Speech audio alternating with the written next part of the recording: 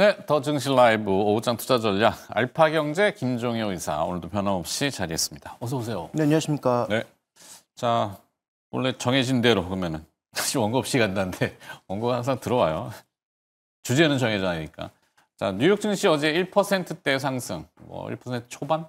근데 이제 필라델피아 반도체 지수는 3.77% 상승이잖아요. 뭐 급등이라고 하면 급등.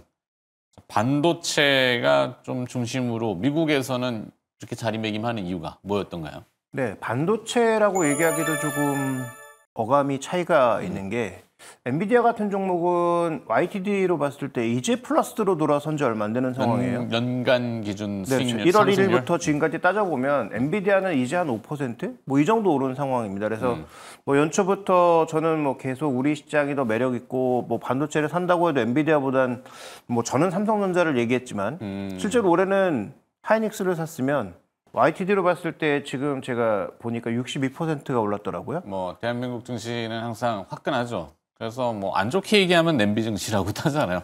쉽게 끌어오르고 쉽게 식어버린다. 근데 이번에는 조금 약간 뚝배기 같은 느낌은 있는데. 근데 일단 실적 기준으로 봤을 때 엔비디아 뭐 당연히 좋은 거고. 근데 이제 중요한 건 엔비디아 실적이 계속 외형은 늘어날 텐데 과연 그 질적 지표라고 볼 수 있는 매출액 성장률이나 이익률 같은 것들이 저 고지를 계속 유지할 수 있느냐에 대해서 의심을 느끼기 시작하는 순간 올해부터는 그러니까 작년, 그러니까 YTD로 보지 말고 1년 기준으로 봤을 때 또 어떻게 바뀌느냐.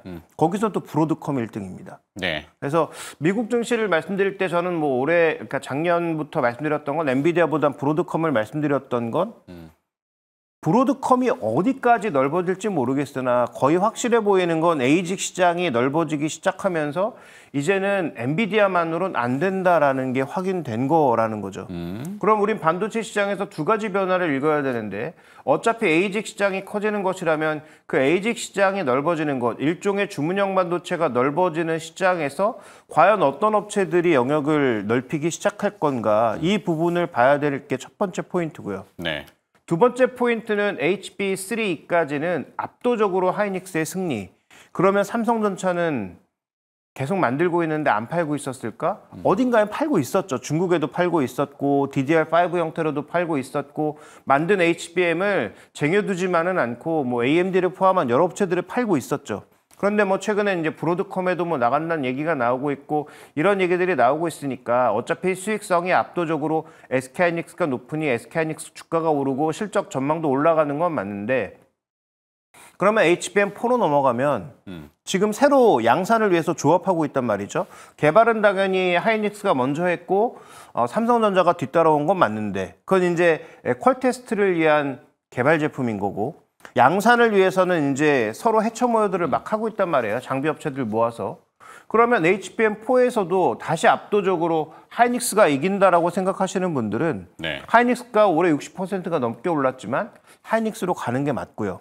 근데 저는 그렇지 않고 HBM4에서는 삼성전자도 일정 부분의 영역을 차지할 가능성이 있다라고 보고 있기 때문에 삼성전자를 계속 말씀드리는 거예요. 그래서 삼성전자가 지금 뭐 일본 업체, 미국 업체 다 이렇게 조합해서 하나의 어떤 HBM의 새로운 조합들을 양산 조합들을 짜고 있는데 과연 그 기존의 하이닉스에 잘하던 조합과 새롭게 모인 이 조합이 하이브리드 본딩에서 과연 어떤 능력을 보일 것이냐에 대해서 어떤 판단을 하느냐에 따라서 종목군들의 투자가 전혀 방향이 달라지기 때문에 그 부분에 대한 고민을 좀 하시는 게 이건 뭐 어차피 각자 결론을 내실 부분이니까 이 부분에 대해서 우리가 좀 고민을 해볼 필요가 있지 않겠느냐. 그래서 준비된 그 화면을 하나 보시면은 YTD로 봤을 때는 완벽하게 하이닉스의 승리.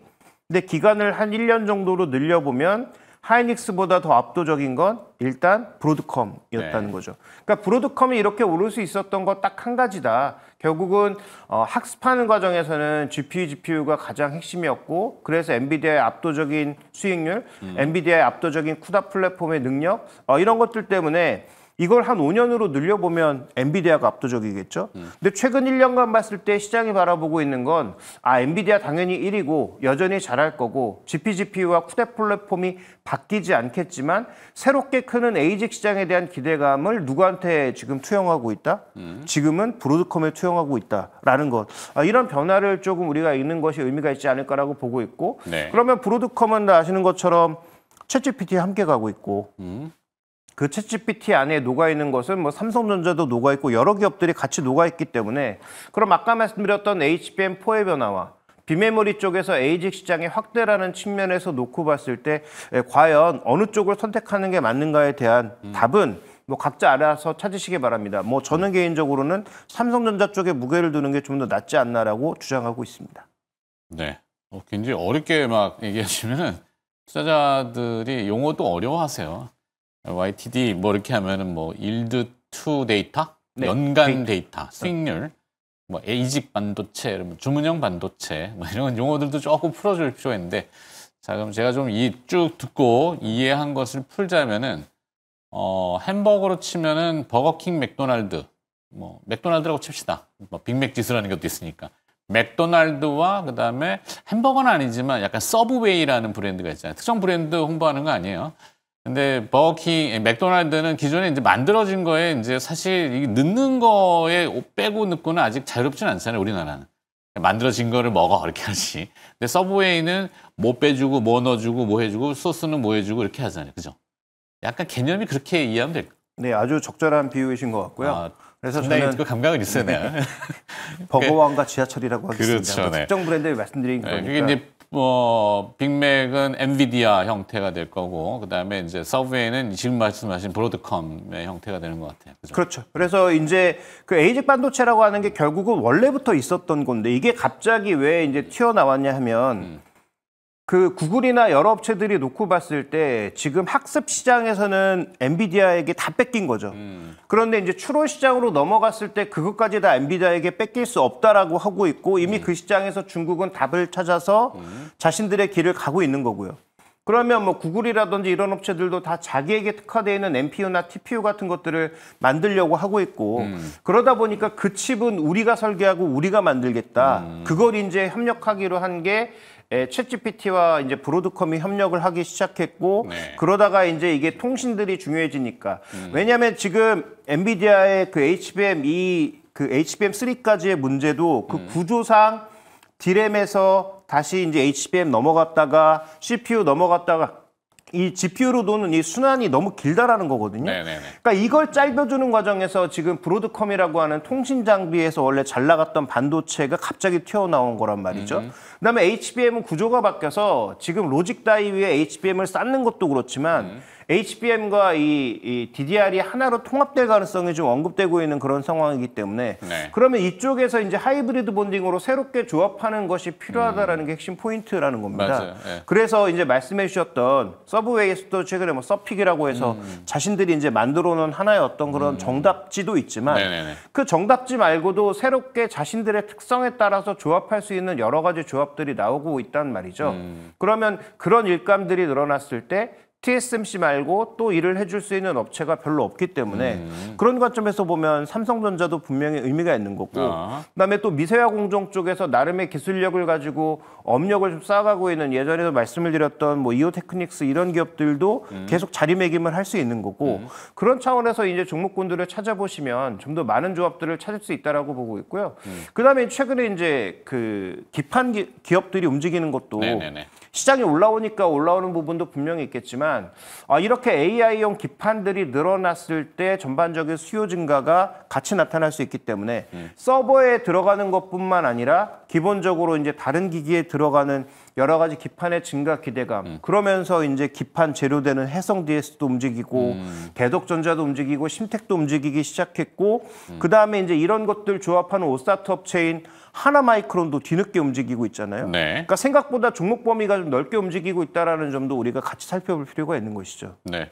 그러니까 뭐 기판이라면 이제 빵에 비하면 이제 빵도 이제 호밀빵도 써보고 뭐 다양한 재료로 식빵도 써보고 뭐 이렇게 하는 것 같은데, 그러니까 이렇게도 해보고 저렇게도 해보고 막 요령을 자꾸 생기는 거죠. 쌌다 보니까 이제 줄여야 되고 공간적인 측면도 있고 뭐 얘랑 또 붙여야 되고 하니까 그래서 본딩 같은 것들도 막 하여튼 반도체 내에서도 과거에 그 단순한 거에서 요즘은 변화되는 모습들을 포착하자. 이게 이제 포인트죠. 예, 그렇죠. 그래서 이제 생각보다 종목군들이 하반기에는 더 넓어질 수 있는데 아직도 이제 시장은 하이닉스에만 너무 매여 있으니 엔비디아와 하이닉스에만 매여 있으니 이 조합이 가장 좋은 조합인 건 맞고 네. 앞으로도 당연히 지배력이 유지될 텐데 만약에 이게 HBM4로 넘어가는 구간에서 조금 뭐 시장 판도가 바뀐다든지 새로운 기업들이 튀어나온다든지 하면 그럼 얼마든지 뭔가 바뀔 수 있단 말이죠. 그러니까 하반기에 반도체에 베팅할 때는 기존에 가장 강했던 최강 조합만 바라보기보다는 새로운 조합들의 움직임도 우리가 한번 눈여겨볼 필요가 있고 그러면 이제 종목군들이 아까 뭐 삼성전자를 포함해서 뭐 하나마이크론도 포함하고 구에 조금 더 넓혀가면 글로벌 기업들 중에서도 뭐 오사타는 뭐 그런 기업들까지도 좀 더 넓혀볼 수 있다. 이런 여러 가지 조합들을 한번 찾아보자라는 의미에서 말씀을 드렸고요. 여기서 그럼 핵심 종목은 뭐냐? 당연히 미국에선 브로드컴이고 국내 시장에서는 저는 이제 삼성전자가 될 거라고 보고 있는데 네. 뭐 아직도 많은 분들은 삼성전자는 안 된다라고 믿고 계시더라고요. 네. 그래서 어쨌든 이제 그건 각자의 판단이니까 제 생각은 브로드컴과 삼성전자에 좀 집중해보고 그 다음에 기판 쪽에서도 좀 영역이 넓어지는 종목군들까지 살펴볼 필요가 있겠다. 기존의 기대감만 너무 높였다가 안 된 부분 때문에 주가가 내려간 것인데 네. 다시 이제 그 기대가 높아질 만한 구간이니까 뭐 기판 쪽에서도 MLB도 하고 있고 여러 가지 다 하고 있는 뭐 대덕전자도 좀 볼 필요가 있겠고 거기에서 중심 종목이었던 이수페타시스도 여전히 중요해 보이고 네. 그다음에 이제 아까 말씀드렸던 기판 재료되는 해성 DS라든지 이런 종목군들로 이제 종목군들의 폭을 좀 넓혀보자 그런 차원에서 이제 말씀을 드리고 있습니다. 알겠습니다. 자, 삼성전자 얘기하시면서 계속 100원이 왔다 갔다 그러네. 네. 자, 지금 더 증시 라이브였고요. 뭐 시간 관계에서 또 여기까지 마무리될 것 같아요. 반도체의 본질을 조금 더 깊이 들여다보자는 고민 주제를 던져주셨고요. 알파경제 김종효 이사와 함께했습니다. 고맙습니다.